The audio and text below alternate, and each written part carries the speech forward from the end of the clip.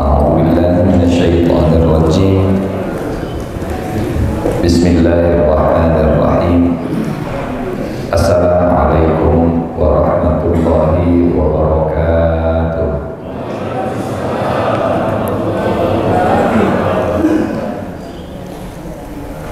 Alhamdulillah. Alhamdulillahilladzi arsala rasulahu bil huda wa dinil haqqi liyudhhirahu 'ala ad-dini kullihi wa kafaa billahi shahida. Asyhadu an la ilaha illallah wahdahu la syarika lah wa asyhadu anna Muhammadan 'abduhu wa rasuluh. Allahumma shalli 'ala sayyidina Muhammadin wa 'ala alihi wa ashabihi ajma'in. Allahumma la sahla illa ma ja'altahu sahla wa anta taj'alul hazna idha syi'ta sahla. Allahumma la ilma lana illa ma 'allamtana innaka antal alimul hakim. Allahumma 'allimna ma yanfa'una wanfa'na bima 'allamtana wa zidna 'ilman wa 'amalan ya rabbal alamin. Amma ba'du. Faqala Allah ta'ala fi kitabihil karim, a'udzu billahi minasy syaithanir rajim. Laqad kana lakum fi rasulillahi uswatun hasanatun liman kana yarjullaha wal yawmal akhir wa dzakarallaha katsiran. Bapak Ibu yang saleh dan salehah, para calon ahli surga semuanya insyaallah. Bersyukur masih diberi usia, masih bisa beramal saleh, masih dibangunkan, masih melangkah kakinya ke rumah Allah Subhanahu wa ta'ala, dipilih oleh Allah menjadi tamu di rumahnya. Mudah-mudahan kelak di akhirat juga dipilih oleh Allah menjadi penghuni surganya insyaallah. Mereka yang menghidupkan, makmurkan masjid, tanda keimanan. Innama ya'muru masajidallahi man amana billah. Hanya orang-orang yang beriman yang akan memakmurkan masjid. Dan hanya orang-orang yang beriman yang dijauhkan dari sifat-sifat kemunafikan yang bisa memakmurkan masjid, khususnya di waktu subuh. Mudah-mudahan Allah jauhkan kita dari semua sikap sifat bentuk kemunafikan insyaallah. Amin ya rabbal alamin. Udara subuh begitu segar karena belum ada nafas yang mencampuri kecuali nafas orang-orang yang beriman. Dan saya paling menikmati kalau diundang kajian itu di waktu subuh. Enak jalannya, kosong. Kalau maghrib ngisi di sini, dahsyat luar biasa, masya Allah. Perjalanan menuju ke surga itu pasti banyak rintangan dan cobaannya. Alhamdulillah, pertemuan kedua, silaturahim kedua saya di Masjid Al-Fitrah ini dengan Bapak Ibu semua, mudah-mudahan menjadi pembuka semua kebaikan, menjadi saksi di akhirat bahwa kita pernah di dunia sama-sama ada dalam ketaatan. Hadirin jemaah yang Allah muliakan, pertemuan pertama kita membahas tentang urgensi kenapa kita perlu mengkaji sirah nabawiyah ya. Kalau lupa, ada mungkin di YouTube-nya, like, share, and subscribe channel, apa nama channelnya?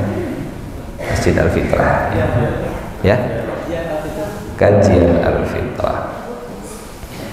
Di bulan sebelumnya kita sampaikan bahwa kajian sirah nabawiyah ini adalah bentuk kita menunaikan syarat-syarat sahnya syahadatain kita, khususnya saat syahadat wa asyhadu anna Muhammadan Rasulullah.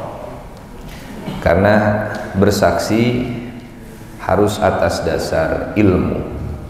Tidak sah kesaksian seseorang kalau dia tidak punya ilmunya. Ya, kita sudah bahas ini, mangga silahkan dirujuk kembali. Atau Pak Ustadz biarlah yang lalu biarlah berlalu, tong diemut-emut deh Pak Ustadz kena. Pagi ini, subuh ini insya Allah kita akan kembali melanjutkan. Kita akan mentadabburi satu ayat di dalam Al-Quran, di mana ayat ini akan menjadi panduan bagi kita dalam mengkaji sirah nabawiyah. Bapak Ibu yang soleh solehah, jumlah Nabi ada berapa Pak? Total semuanya. Kalau Abu Dzar pernah bertanya, ya Rasulullah, berapakah Nabi? Ada berapakah Nabi? Kata beliau, mi'ah wa arba'ah wa ishrin alf, 124.000 yang dikirim. Pak Ustadz, dulu di Balai Endah ayah Nabi ente.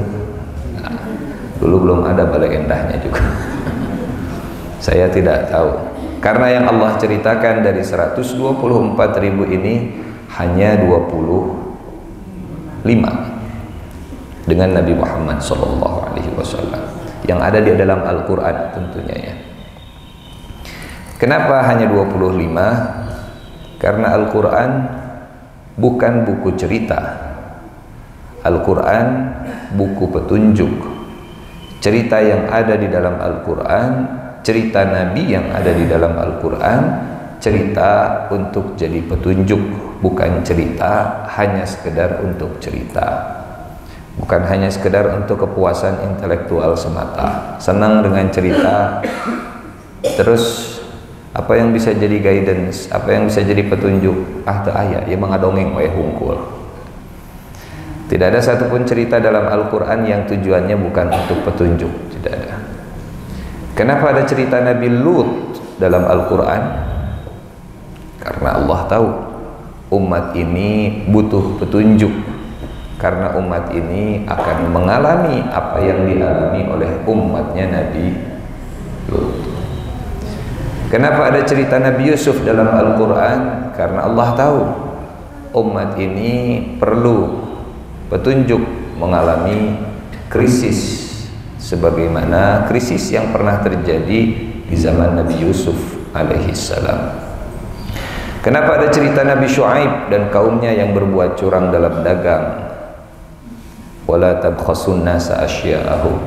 Karena Allah tahu umat ini butuh petunjuk supaya umat ini tidak tergelincir ke nasib yang sama seperti umat-umat sebelumnya. Kenapa ada cerita Nabi Musa? Karena Allah tahu umat ini perlu petunjuk bagaimana caranya memerdekakan dari penjajahan, dan seterusnya dan seterusnya. Karena cerita dalam Al-Quran bukan sekedar untuk cerita dan kepuasan intelektual semata. Seperti itu juga kajian dalam sirah nabawiyah mudah-mudahan bisa meneladani cerita-cerita yang ada di dalam Al-Quran. Kisahnya bukan hanya sekedar untuk wow, selesai, tapi bukan hanya sekedar buat wah, tapi harus jadi uswah. Wah, hebatnya Nabi mah tos weh. Wahnya harus berlanjut jadi uswah. Kekagumannya harus berlanjut jadi keteladanan. Hadirin jemaah yang Allah muliakan, dalam surat Al-Ahzab surat ke-33 ayat 21, ayatnya saya yakin insya Allah Kalau melihat wajahnya, ini wajah-wajah para penghafal Al-Quran semuanya, insya Allah. Amin. Minimal jadi doa lah. Kalaupun saya salah, saya dapat pahala, sudah berhusnuzon, insya Allah. A'udzu billahi minasyaitonir rajim. Laqad kana lakum fi Rasulillahi, husnuzon saya tidak salah, alhamdulillah. Laqad kana lakum fi Rasulillahi uswatun hasanatun liman, alhamdulillah ayatnya insyaallah tidak salah. Uswatun hasanatun liman kana yarjullaha wal yawmal akhir wa dzakarallaha katsira. Yang menarik, Bapak Ibu, nanti boleh dilihat ayat ini, surat 33 ayat ke-21. Apa yang menarik? Kata para ulama, di antara salah satu kita mentadabburi Al-Quran, salah satu caranya adalah kita mengaitkan atau mengkaitkan, mengkaitkan dengan ayat sebelumnya dan ayat setelahnya. Karena Al-Quran mata rantai makna yang tidak bisa dipisahkan, baik ayat dengan ayat atau surat dengan surat, sambung menyambung menjadi satu, meskipun ketika turunnya ada yang duluan, ada yang belakangan. Yang turun duluannya surat Al-Alaq, tapi yang ditempatkan pertama surat Al-Fatihah sebagai pembuka. Yang turun kedua surat Al-Muddathir, tapi surat kedua surat Al-Baqarah, dan seterusnya dan seterusnya. Yang menarik dari ayat ini, laqad kana lakum fi Rasulillahi uswatun hasanah. Ayat ini tentang uswatun hasanahnya Rasul. Tapi saat membaca ayat sebelum dan setelahnya, ternyata sebelum dan setelahnya bercerita tentang perang. Mangga diaus dari mulai ayat 9, 10, 11, 12, 13, 14, 15, 16, 17, 18, 19, 20. Ulasan tentang perang Ahzab, perang Khandaq, perang Parit. 9 sampai 20. 21 Rasul adalah uswatun hasanah. Selesai 21, masuk 22. Lanjut lagi ulasan tentang perang Ahzab. 22, 23, 24, 25, 26 selesai. Di tengah-tengah ayat yang berkisah, di tengah-tengah Allah sedang berfirman mengulas perjalanan perang Khandaq, perang Ahzab, perang Parit, Allah selipkan di tengah-tengahnya, sungguh pada diri Rasul ada suri tauladan yang baik bagi kalian semua. Menurut saya ini sangat menarik. Kenapa? Iya, kenapa di tengah-tengah perang? Kenapa di tengah-tengah perang ada ayat uswatun hasanah? Kalau Allah berkehendak, tidak sulit bagi Allah menempatkan ayat uswatun hasanah setelah ayat misalnya wa innaka la'ala khuluqin azim, wa innaka, dan sesungguhnya engkau wahai Muhammad sallallahu alaihi wasallam, la'ala, benar-benar berada di atas, khuluqin azim, akhlak yang agung. Engkau berada di atas akhlak yang agung. Cek urang mah, cek urang ieu mah rasanya klik kalau setelah itu ayat laqad kana lakum fi Rasulillahi uswatun hasanah. Setelah Allah berfirman engkau benar-benar berada di atas akhlak yang agung, sungguh pada diri Rasulullah terdapat suri tauladan yang baik. Jigana marada nyambung, jigana ari jigama masih kene jauh.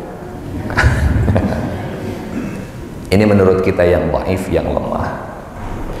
Atau kalau Allah mau, Allah berkehendak, tidak sulit bagi Allah menempatkan ayat Nabi punya uswatun hasanah setelah ayat misalnya di akhir surat At-Taubah-nya, laqad ja'akum rasulun min anfusikum azizun 'alaihi ma 'anittum harisun 'alaikum bil mu'minina raufur rahim. Telah datang kepada kalian seorang rasul yang berat dirasa olehnya penderitaan kalian. Kalian menderita, dia merasa berat. Bahasa sekarang empati.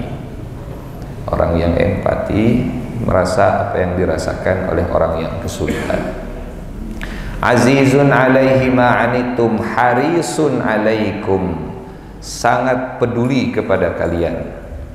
Kalau empati merasa apa yang dirasa oleh orang yang kesulitan, kalau peduli aksi dari perasaan tadi. Aziz haris, aziz frekuensinya sama, haris kepedulian atas kesulitan saudara. Bil mu'minina raufur rahim, sangat penyantun kepada orang-orang yang beriman. Kalau setelah ayat ini ada ayat laqad kana lakum fi rasulillahi uswatun hasanah, cek urang mah menurut kita, menurut saya yang lemah, yang dhaif ini asanya nyambungnya mun kitu. Tetapi apa hikmahnya? Dan pasti besar hikmahnya, karena Allah lebih tahu daripada kita. Kenapa ayat uswatun hasanah diletakkan tengah-tengah ayat perang? Terpercantan mangga di aus deui. Sebelumnya ayat perang, setelahnya ayat perang. Perang ini juga bukan sembarangan perang. Di antara perang yang besar yang pernah terjadi kepada Rasulullah sallallahu alaihi wasallam, puncak peperangan yang paling dahsyat itu perang Khandaq, perang Ahzab. Kenapa? Ini kita sampai zuhur ya insyaallah. Karena berita kedatangan pasukan musuh itu baru diterima oleh Rasulullah sallallahu alaihi wasallam H-7. Bayangkan Bapak Ibu, kalau kita sekarang kan tidak ada perang, pasukan itu tetap dilatih dan harus siap tempur. Ada yang bertugas, bahkan ada pasukan cadangan dan seterusnya. Dulu yang namanya pasukan itu dibentuk kalau baru ada perang. Ada perang, kumpulkan pasukan. Ada perang, kumpulkan pasukan. Dan bekalnya masing-masing. Belum ada istilah di zaman Rasul pasukan yang digaji dari negara, belum ada. Baru muncul di zaman Umar bin Khattab. Umar merekrut semua orang yang pantas untuk jadi pasukan militer. Kemudian mulai ada rotasi, mulai ada ditugaskan di perbatasan, mulai ada gaji dan seterusnya. Di zaman Nabi tidak. Perang modal sendiri, kuda sendiri, senjata sendiri, bekal sendiri, semuanya dibentuk kalau ada informasi perang. H-7. Nabi dapat informasi, Nabi kumpulkan para sahabat, Nabi bermusyawarah, minta pendapat. Asyiru alayya ayyuhan nas, tolong kasih saya masukan. Kalau Nabi saja menerima masukan dari para sahabatnya, apalagi kita ya. Nabi, sahabat manusia, Nabi, dan Nabi bukan sembarangan Nabi. Kalau bahasa kita, karir kenabian, dalam tanda petik karirnya tapi ya, karir kenabian Rasulullah sallallahu alaihi wasallam itu sampai ke puncaknya nabi, rasul, ulul azmi, dan puncak dari semuanya. Tidak semua nabi rasul. Kalau rasul pasti nabi. Tidak semua rasul ulul azmi. Kalau ulul azmi pasti rasul. Ulul azmi ada 5, yang terbaik dari 5 adalah Nabi Muhammad sallallahu alaihi wasallam. Ini Nabi Muhammad sallallahu alaihi wasallam. Ini ulul azmi, ini rasul, ini nabi, ini sahabat. Berapa level bedanya? Nabi, rasul, ulul azmi, Nabi Muhammad paling atas. Di tengah kesenjangan level yang begitu jauh, Nabi masih minta masukan, tolong kasih masukan. Asyiru alayya ayyuhan nas. Sampai akhirnya seorang sahabat yang bukan warga Arab, pendatang dari Persia. Persia ini negeri penyembah api. Nama sahabatnya Salman. Ya Rasulullah, kunna bi ahli Farisin, kami dulu di Persia, penduduk Persia. Idza usirna khandaqna haula anfusina. Kalau kami dikepung oleh pasukan yang jumlahnya begitu banyak, kita tidak bisa menghadapinya, maka khandaqna haula anfusina. Kami akan membangun parit mengelilingi, menjaga kami. Ada masukan bukan dari orang Arab, ada masukan bukan dari orang Mekah, ada masukan bukan dari orang Madinah. Diterima tidak masukannya? Apakah jawaban Nabi, kita makan di Persia, beda deui sama di dieu. Nya nuhunlah masukan amat, terima kasih sudah berpartisipasi, tapi eta mah cocokna di Persia. Kalau istilah sekarang, selama tidak bergesekan dalam bab akidah, selama tidak menyentuh dalam wilayah ubudiyah, apa yang datang dari luar Rasulullah bisa terima, termasuk strategi tempur tadi, strategi perang, teknis, bab masalah teknis. Kalau istilahnya sekarang apa? Nabi itu open minded dalam urusan teknis, strategis yang tidak ada gesekan dengan akidah dan ubudiyah, diterima oleh Nabi. Masukan dari satu orang, bukan orang Arab, padahal Jazirah Arab itu dikenal dengan fanatisme kesukuannya yang sangat tinggi, tapi Nabi mengajarkan selama idenya bisa diaplikasikan, bisa diterima, sesuatu yang baru. Nabi menggerakkan 1.500-an sahabatnya untuk menggali parit. Masukan dari satu orang menggerakkan 1.500 orang. Kalau bukan uswatun hasanah apalagi. Bayangkan kalau kita jadi Salman. Kalau kita jadi Salman, ya Rasulullah, menurut saya begini. Bagus ya ide Salman, bagus. Ide kita dipakai, digerakkan 1.500 orang karena ide kita yang diterima. Bangga tidak? Nepuk dada moal. Mamang teh. Mamang teh. Diterima. Istilah sekarang mungkin engagementnya pasti bakal tinggi sebagai seorang Salman. Saya pendatang, saya bukan orang Arab, tapi ide saya bisa diterima oleh Nabi. Wah, saya merasa terlibat, saya merasa dihargai. Gali parit, 1.500 orang gali parit. Cuaca musim dingin, gali parit. Deadline 7 hari. Ini deadline benar-benar deadline ya. Kalau lainnya nggak jadi, dead semua. Betulnya deadline teh eta garis kematian gitu. Kejar waktu, kejar waktu. Cara Nabi diukur berapa jarak. Jadi jangan dibayangkan paritnya itu muter, nggak, paritnya bukan muter. Paritnya itu garis lurus, karena Madinah negeri yang baratnya, timurnya, selatannya dikelilingi gunung atau bebatuan yang tajam. Kalau hari ini mungkin nggak kelihatan karena sudah bisa diratakan jadi jalan.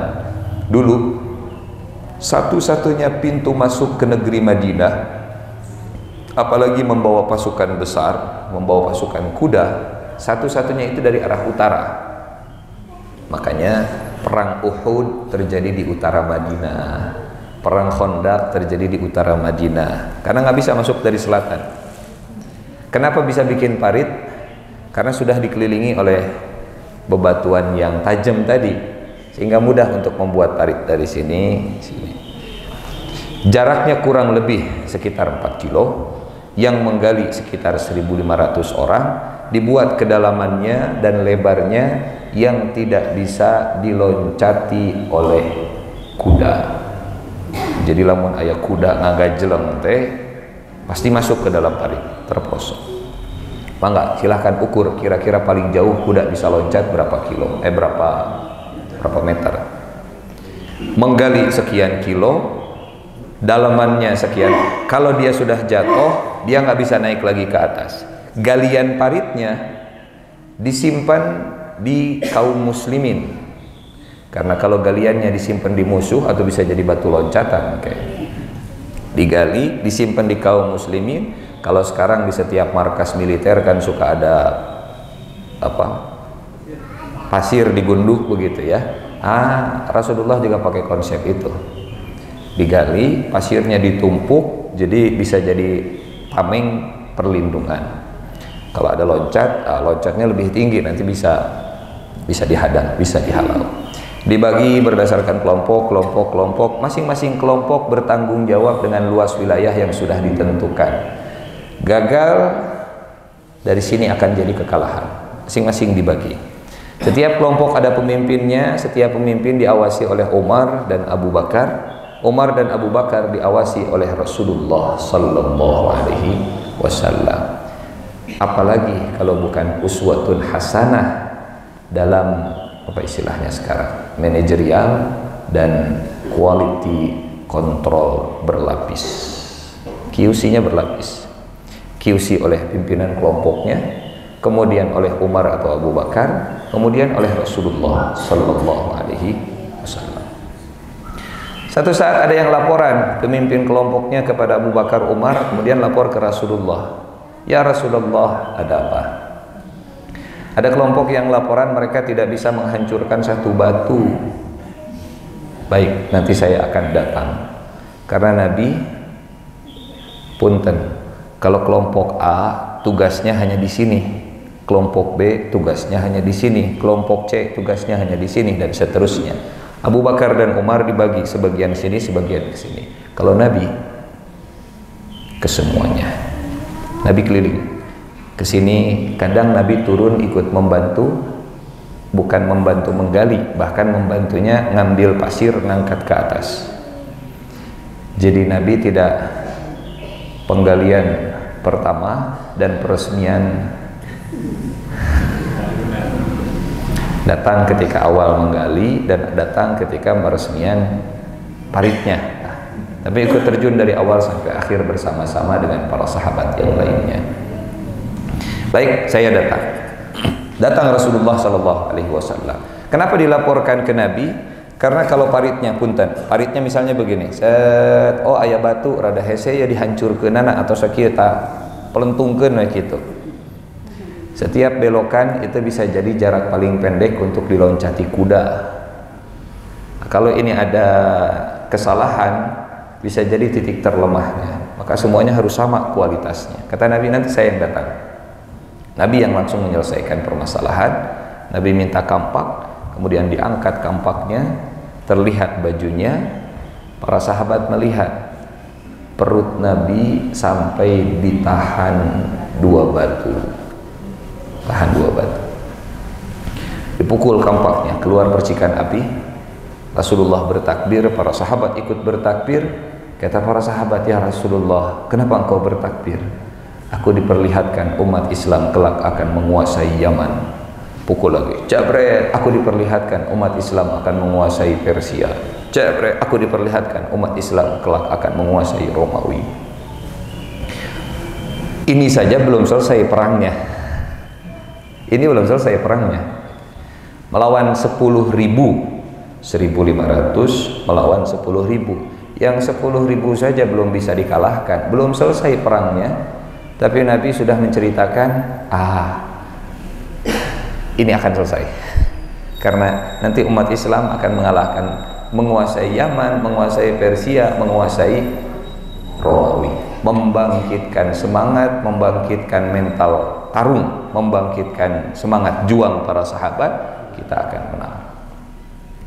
Hancur batunya, dilanjutkan pekerjaannya. Ada sahabat yang minta izin pulang dulu ke rumahnya, namanya Jabir bin Abdillah. Ya Rasulullah, izin. Kemana Jabir? Pulang sebentar ke rumah, cepat balik lagi. Siap ya Rasul. Pulang ke rumah, datang ke istrinya, ditanya, Bu, Kak, aya tuangan di bumi. Ceritanya Jabir bisa bahasa Sunda begitu. Nyalamun diterjemahkan. Ada makanan? Ada.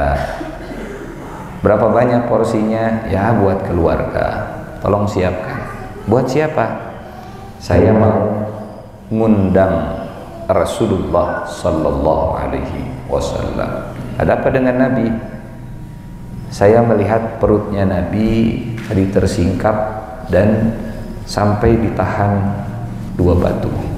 Kalau Bapak Ibu pernah mendengarkan Nabi menahan perutnya dengan 2 batu di peristiwa ini.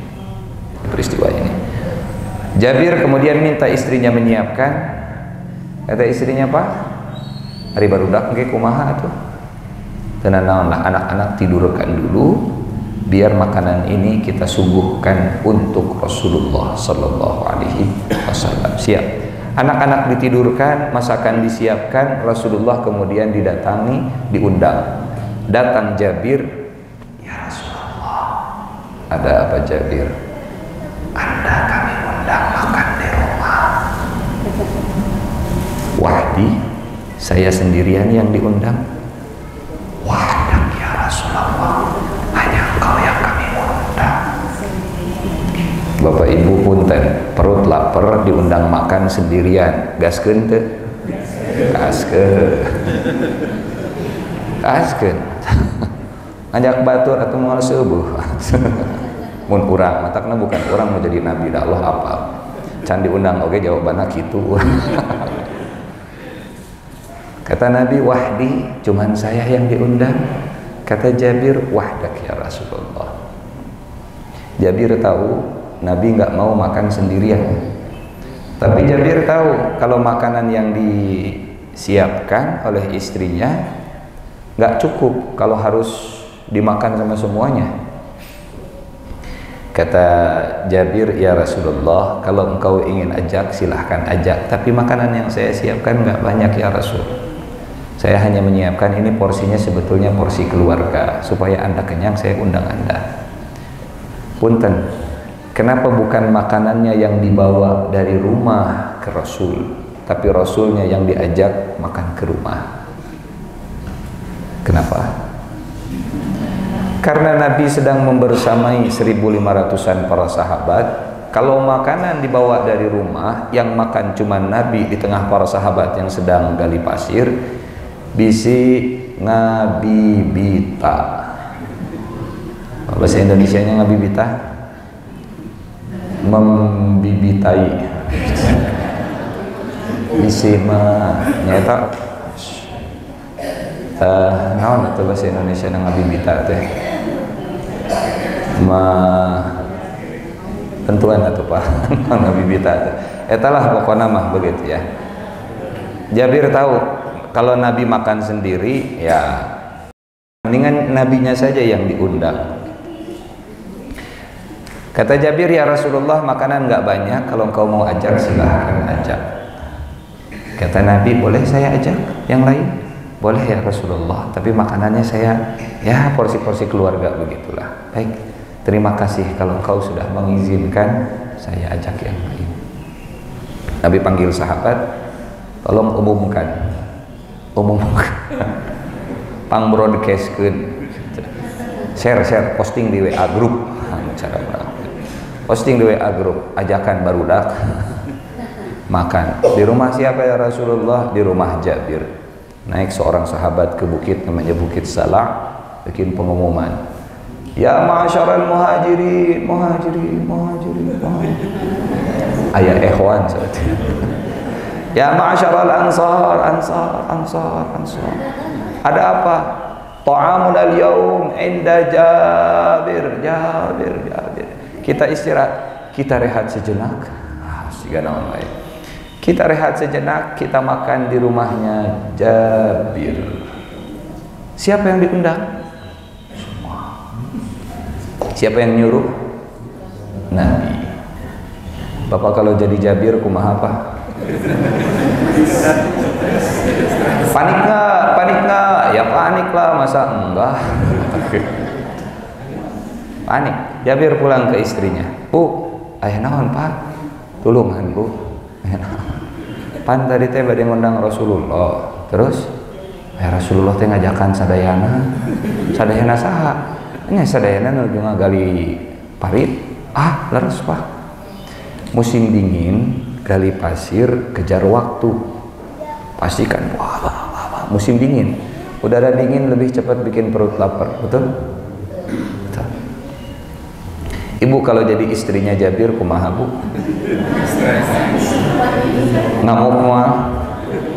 Ngamuk kecaroge moal bu?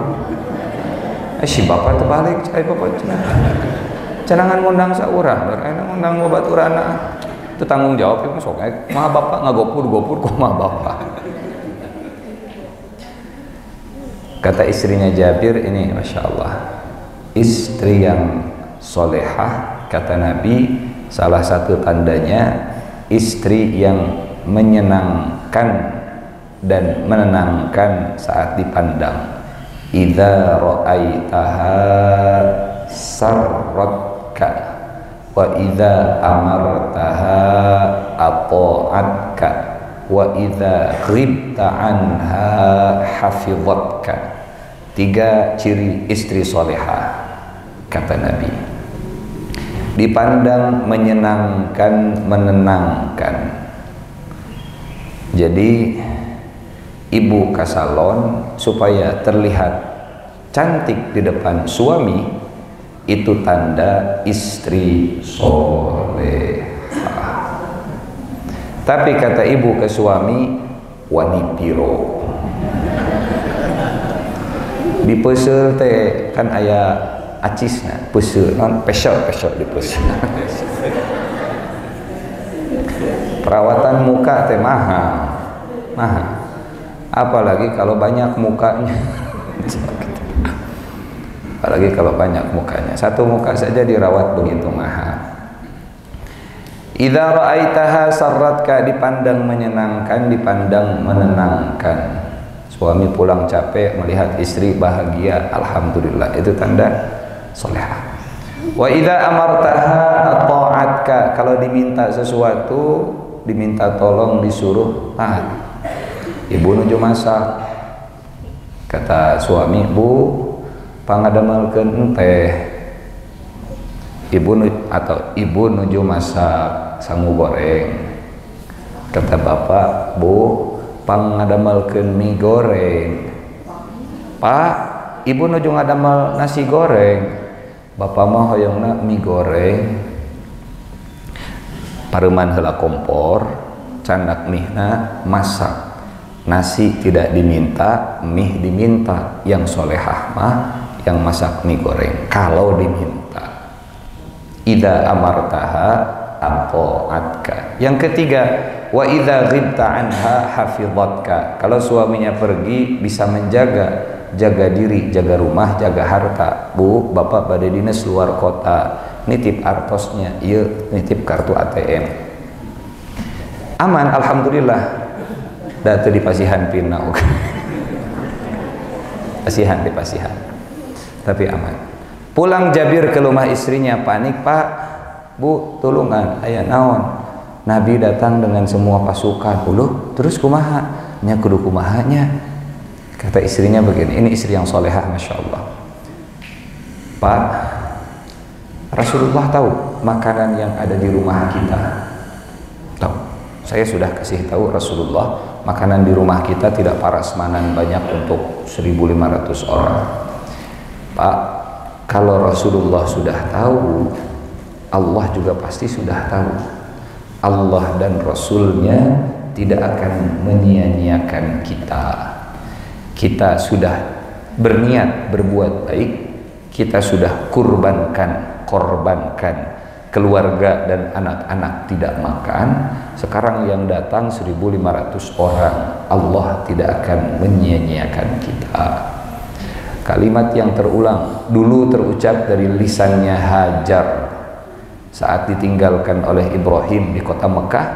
Ibrahim, apakah ini perintah Allah? Betul, Allah tidak akan menyia-nyiakan kita. Terulang lagi di lisannya istri Jabir. Tenang Pak, tenang. Allah tidak akan menyia-nyiakan kita. Datang Nabi, kata Nabi, Jabir, izinkan saya masuk ke dapur, izinkan saya yang membagikan makanan, engkau yang di pintu, kasih masuk satu kelompok. Siap. Nabi masuk ke dapur, Nabi mendoakan keberkahan untuk makanan yang sudah dibuatkan supaya barokah. Apa yang terjadi? Masuk satu kelompok, dan ini pasti cepat ya. Bapak Ibu kan tahu kalau militer sedang makan begitunya, atau sedang latihan pendidikan militer, makan, duduk siap, tuh, mulai. Pokoknya mah masukkan teleg sambil minum air, pokoknya makan lah, dikocokna beri kumaha. Masuk saja dulu. Ini kan sedang dikejar deadline, parit harus beres, musuh dalam perjalanan, tapi kita lapar, ada makanan. Perputarannya cepat. Makan keluar. Yang tadinya makanan itu hanya porsi keluarga, ternyata bisa cukup untuk semua pasukan di perang Khandaq. Ini hadis sahih riwayat Bukhari. Selesai. Jabir setelah semua selesai makan, Jabir ke dapur, Jabir buka pancinya, Jabir lihat, kata Jabir, demi Allah makanannya tidak turun kecuali sedikit saja. Paling enak kalau punya restoran siga kieu. Cuan. Jackpot gede begitu ya. Masak buat keluarga, tapi cukup buat 1.000 customer. Mantap. Modal cuman sekian, untungnya luar biasa. Apa rahasianya? Barokah. Apa barokah? Kata Imam Al-Ghazali, barokah itu ziyadatun fil khairi. Ketika kebaikan bertambah, berlipat-lipat kebaikannya, itulah yang dinamakan dengan barokah. Cek urang di rumah barokah. Sahan barokah. Barokah ayeuna apa? Barokah. Dan dari mana Allah menurunkan keberkahan? Barokah kapan turunnya? Barokah turun ketika ada pengorbanan. Ada pengorbanan, ada keberkahan. Jabir berkorban untuk Nabi dengan keluarganya. Nabi berkorban untuk para sahabat dengan perutnya. Yang paling lapar di antara para sahabat Nabi, yang paling capek karena bolak-balik dari semua tempat penggalian, itu Nabi. Jabir berkorban, Nabi berkorban, turun barokah. Siapa yang lebih sayang? Jabir ke Nabi atau Nabi ke umatnya? Ada yang lebih sayang dari itu semua. Allah kepada hambanya. Kalau Nabi memang begitu sayang kepada umatnya, Apakah kasih sayang Allah kalah dari kasih sayang Nabi? Kalau Nabi rahmatan lil alamin, wa ma arsalnaka illa rahmatan lil alamin, dari mana sumbernya rahmatan lil alamin Nabi? Dari Allah. Maka kalau Nabi begitu pengasih dan penyayang, seperti apa kira-kira kasih sayang Allah Subhanahu wa ta'ala? Jangan sampai kemudian luput, ya, luput bahwa Nabi kasih sayangnya luar biasa, tapi ada yang lebih luar biasa dari kasih sayang Nabi, Allah Subhanahu wa ta'ala. Siapa yang bisa memberikan keberkahan? Cuman Allah. Sumber barokah itu Allah. Allah yang bisa membuat makanan yang tadinya sedikit jadi melimpah. Cuman Allah yang bisa. Makanannya sama tapi bisa cukup buat semuanya. Cuman Allah yang bisa.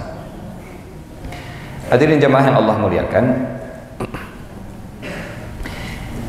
kita kembali ke surat Al-Ahzab tadi, ya. Kembali ke surat Al-Ahzab.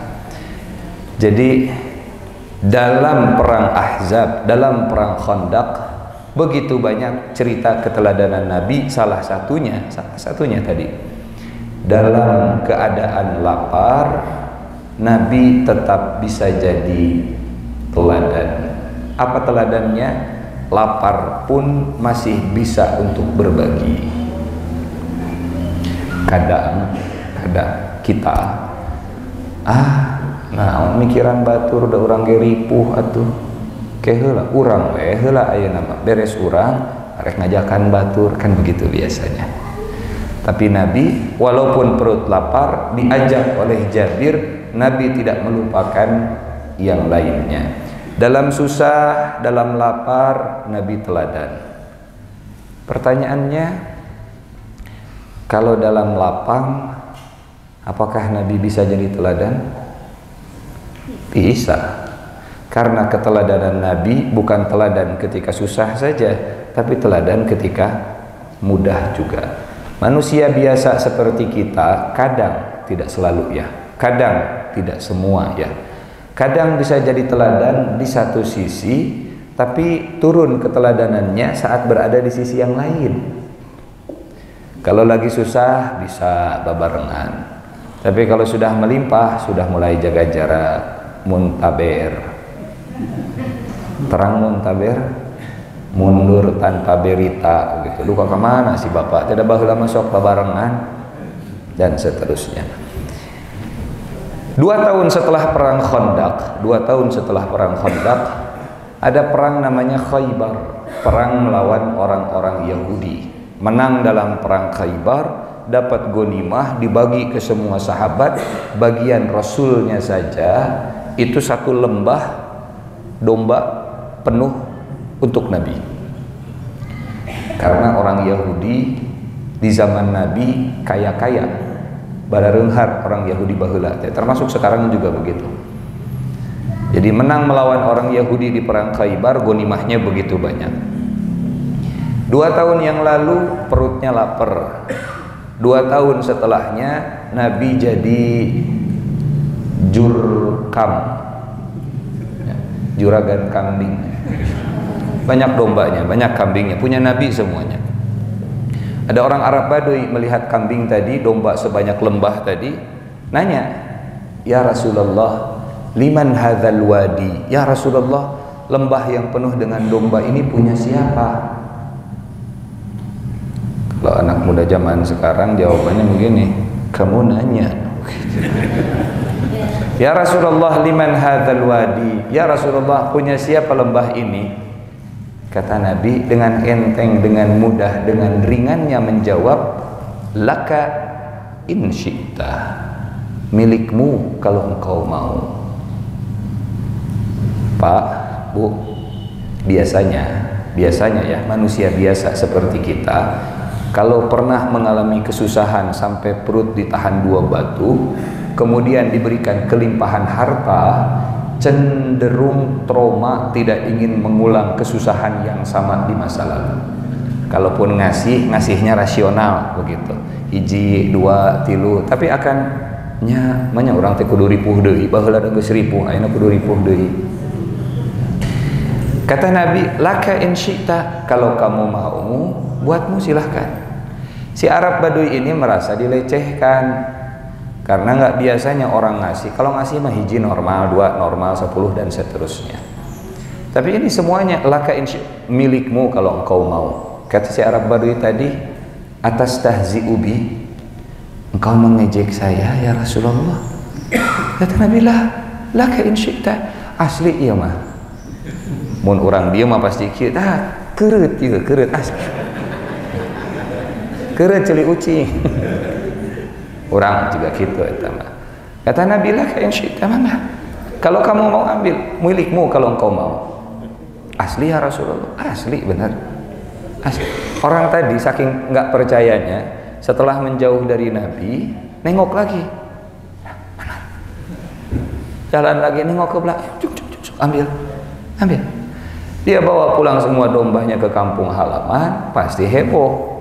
Ditanya, fulan, dari mana engkau dapat ini? Menang di mana? Iya domba. Kalau bakia. Kata si Arab Baduy tadi, ya kaum, wahai kaumku, aslimu. Ya barudak geura masuk Islam. Kunaon? Jitukum min rajulin a'ta wala yakhshal faqra abadan. Baru saja saya datang dari seorang lelaki, Muhammad sallallahu alaihi wasallam. Dia kalau ngasih seperti yang tidak takut jatuh fakir dan miskin. Ini dikasih dari Rasulullah. Barudak gerasuk Islam. Kenawan ya tingali. Nabi teh kalau ngasih teu mikir, kasih. Nabi ya.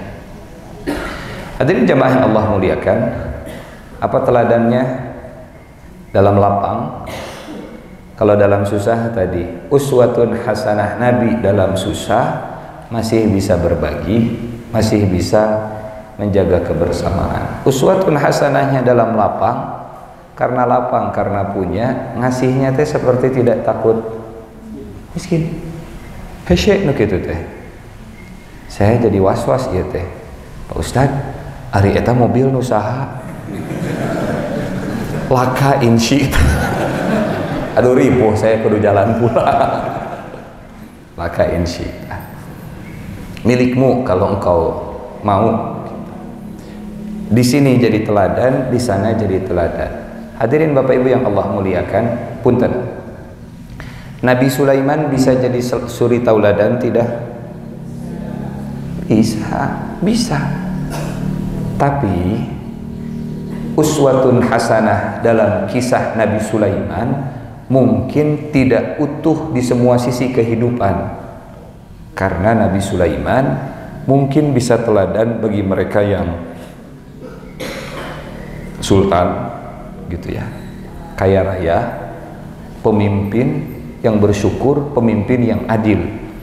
Tapi orang yang kesusahan, bagaimana caranya meneladani kesabaran dalam kesulitan ala Nabi Sulaiman?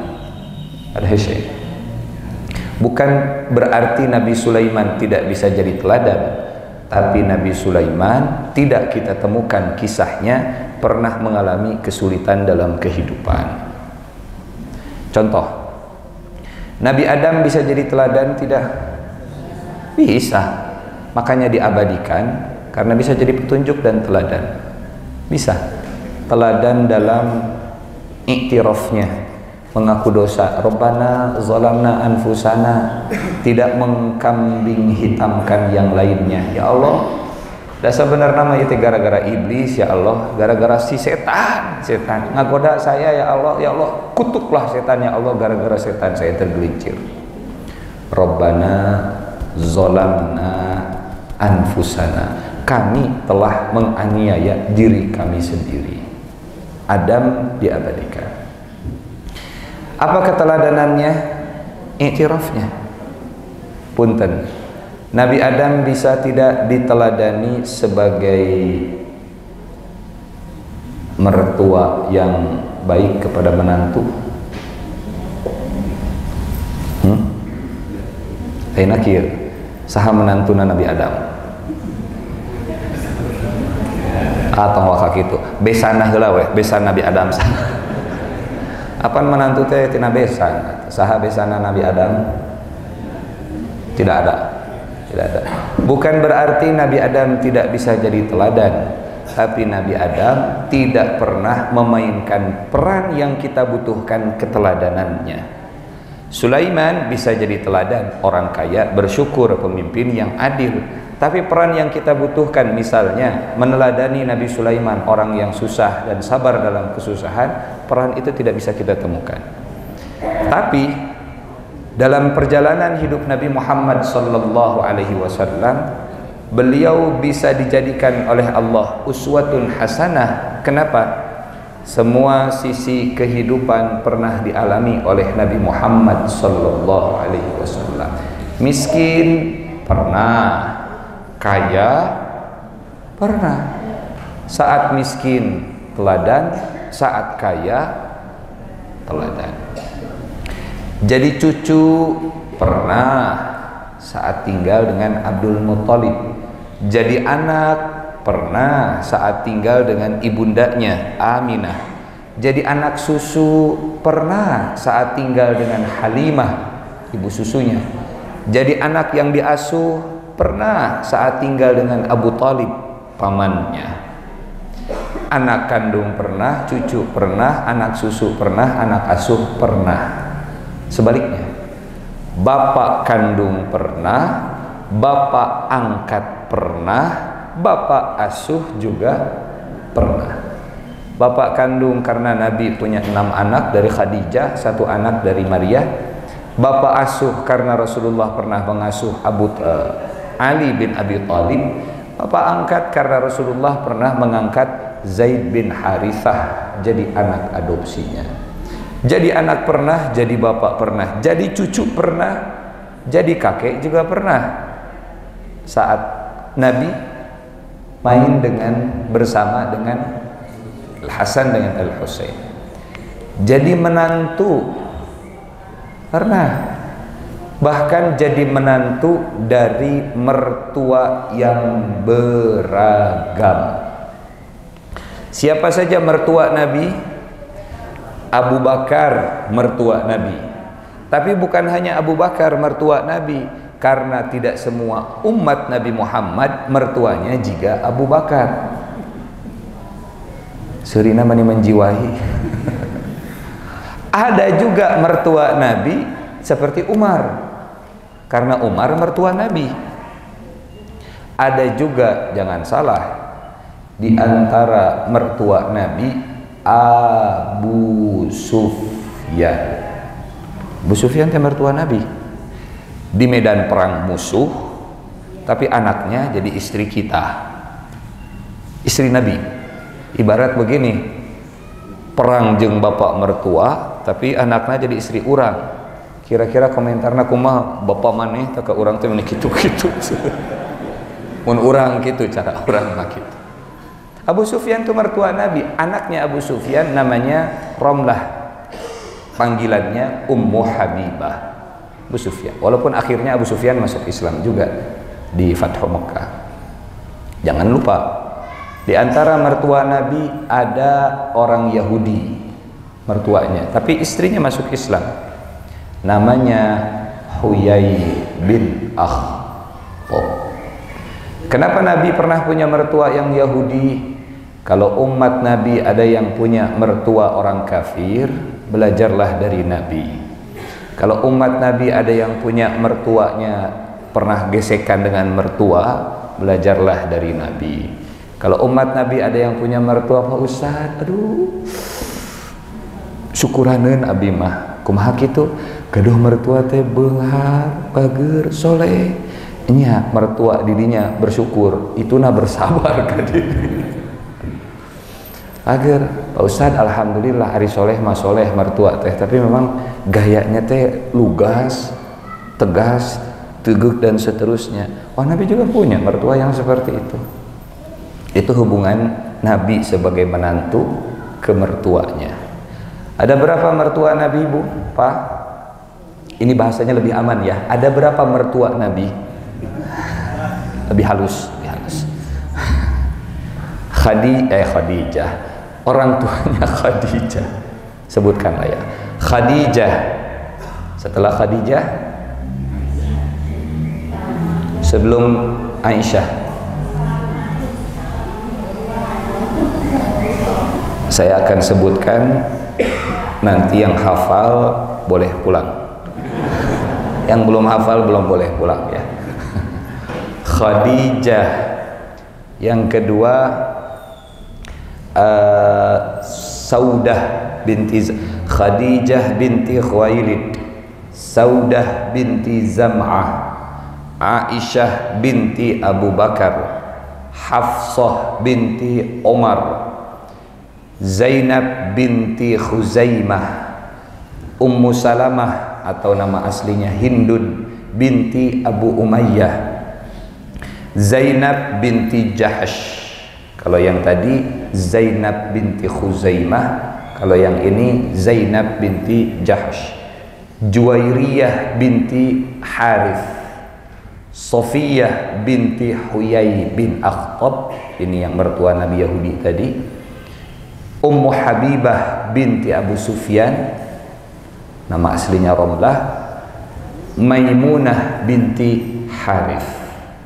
Kalau ada yang memasukkan ke-12 mangga, tapi ini tarik ulur pendapat.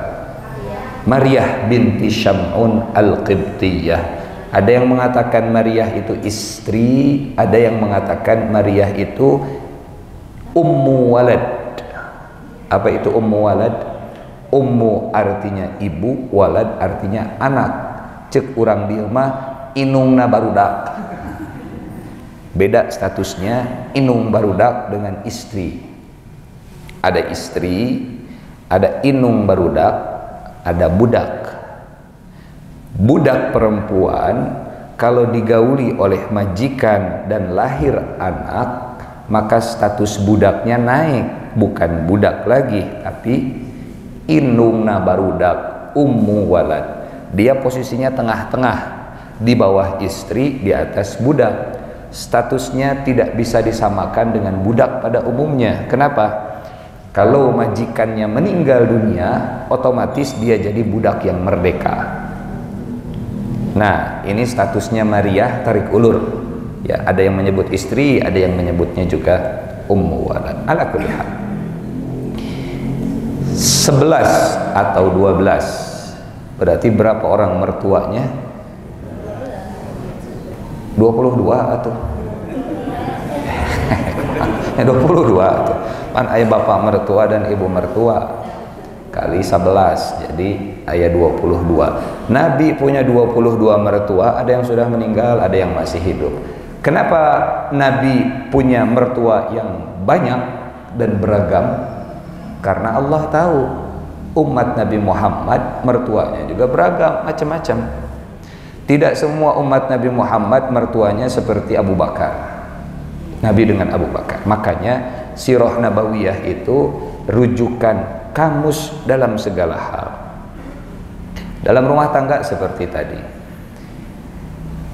Kalau diteruskan mau panjang, bisa sampai ke zuhur. Pak Ustadz, ada tidak cerita Rasulullah dalam rumah tangganya yang long distance marriage? Memang berumah tangga tapi jaraknya terpisah ruang dan waktu. Ruang dan waktu terpisah jarak. Oh, ada.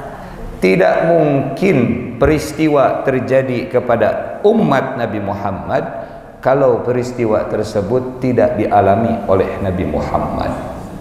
Kenapa?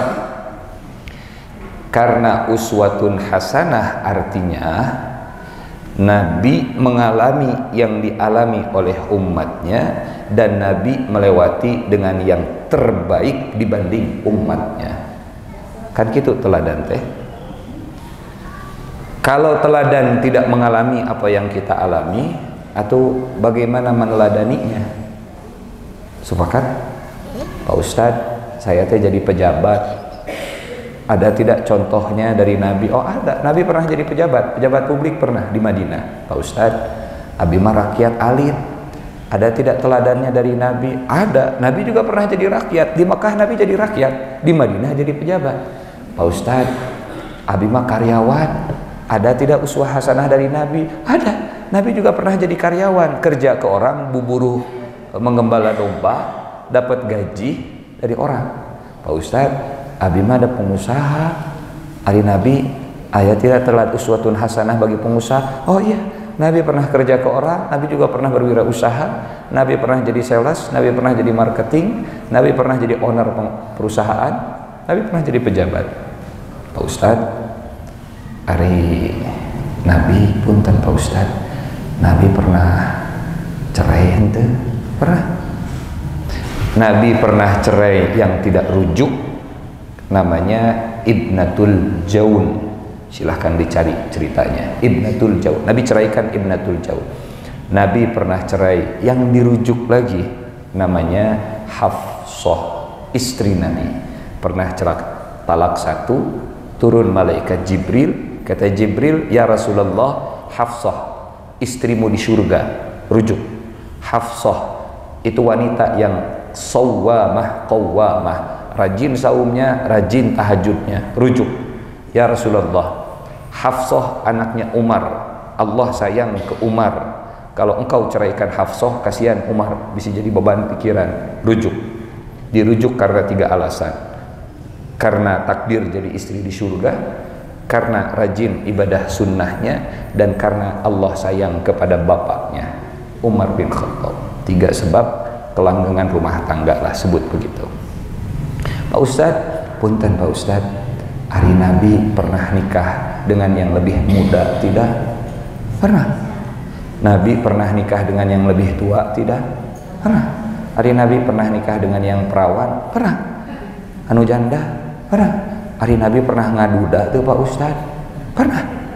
Pernah. Ustadz, hari Nabi pernah tuh istrina hiji? Pernah. Hari istrina seueur? Pernah. Kenapa? Kenapa semuanya pernah? Kalau Nabi tidak pernah mengalami yang dialami oleh umatnya, bagaimana Nabi bisa menjadi teladan bagi umatnya? Kan teladan begitu Pak Ustadz. Kalau pokoknya mah Bapak Ibu silahkan ceritakan apa permasalahan yang dialami, saya insya Allah bisa menceritakan padanannya. Tah lamun Nabi mah baheula teh kieu Pak, kapungkur mah Nabi teh sapertos kieu.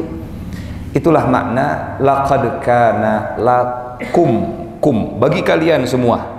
Yang namanya kita kan beda-beda, macam-macam. Lakum, ada anak, ada cucu, ada mertua, ada menantu, ada pejabat, ada rakyat, ada orang kaya, ada orang miskin, ada pengusaha, ada karyawan. Lakum, bagi kalian semua, bagi kalian semua. Fi Rasulillah, pada diri Rasulullah sallallahu alaihi wasallam. Pak Ustadz punten, hari Nabi memang pernah jadi makmum sholat gitu? Pernah tidak? Pernah. Berapa kali?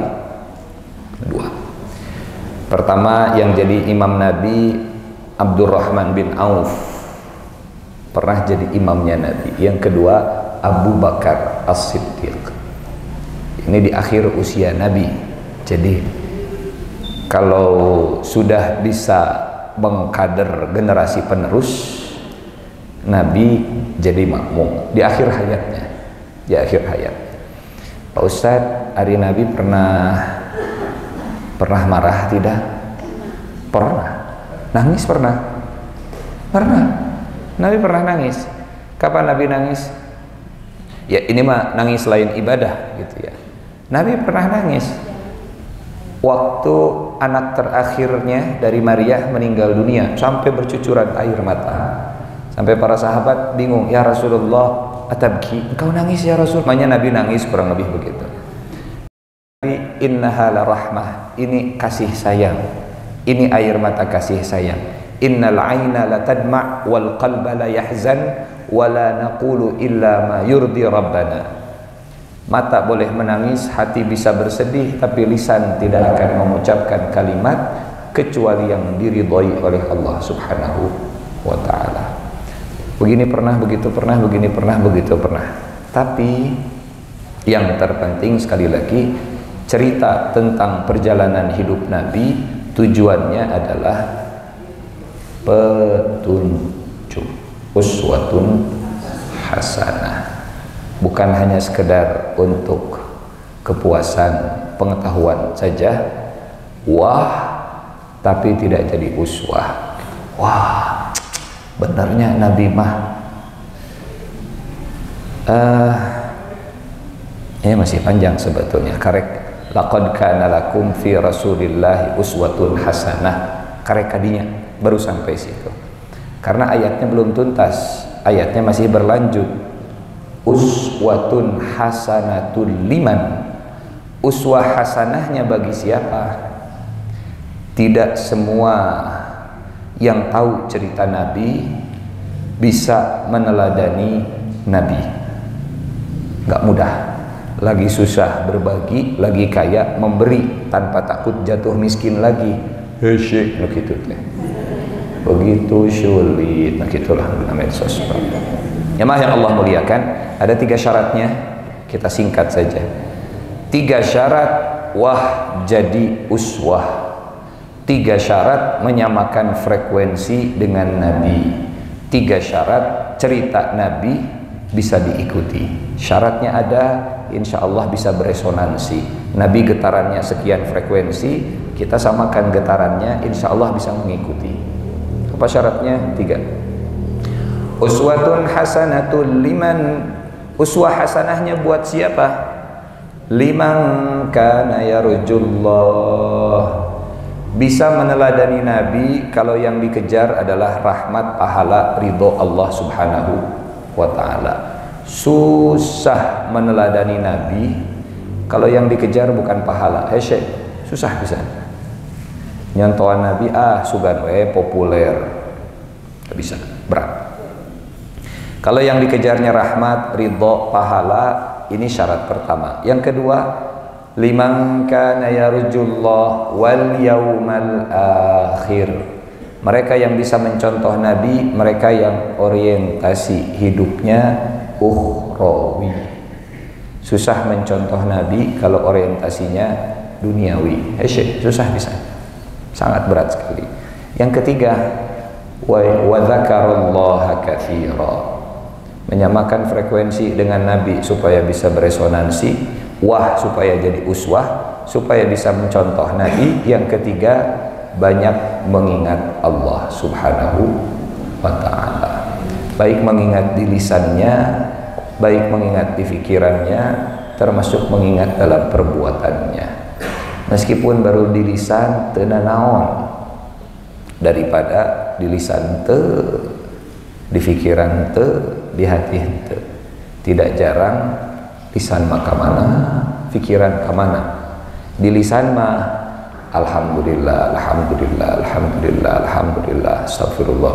Tapi imah kamana? Itu jauh lebih baik daripada henteu sadayana. Kata siapa? Ibnu Athaillah As-Sakandari begitu dalam kitab Al-Hikam, katanya mengingat Allah dalam keadaan hati yang lalai, lisan yang ingat Allah dalam keadaan hati yang lalai lebih baik daripada lisan lalai, hatinya juga lalai. Kalau tidak bisa seutuhnya, maka jangan tinggalkan sebagiannya. Ma la yudraku kulluhu la yutraku julluhu.